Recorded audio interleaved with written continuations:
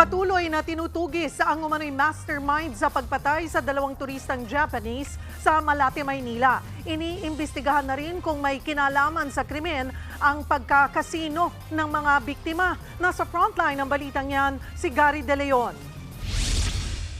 Inilabas ng pulisya ang panibagong kuwang ito ng CCTV sa pagpatay sa dalawang Japanese na turista sa Malate, Maynila noong nakaraang linggo. Mas malinaw na makikita ang pagbaba ng dalawang biktima sa taxi.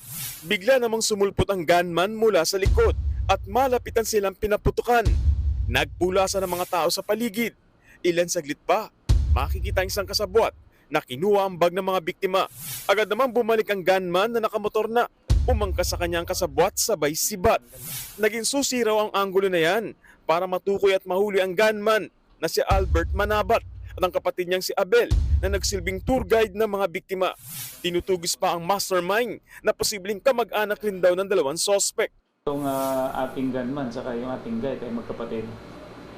So we are looking into this kung isang buong pamilya ba to, probably magkakilala sila. And still identifying those several persons involved. Nauna na rin sinabi ng mga pulis na hindi lang simpleng pagnanakaw ang motibo sa krimen. Lumalabas na matagal ng planado ang pagpatay at pinangakuan ng mga suspect ng 10 milyong pisong bayad.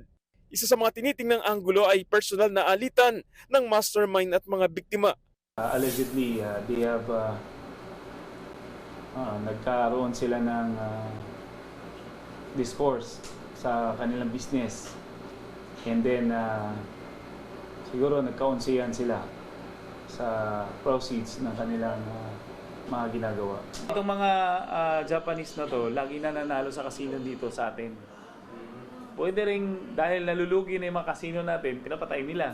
Nagbabalita mula sa frontline, Gary De Leon, News 5. Mga kapatid, Cheryl Cosing po. Maging maalam at may pakialam sa mga napapanahong issue at headlines. Mag-follow at mag-subscribe na sa social media pages ng News 5.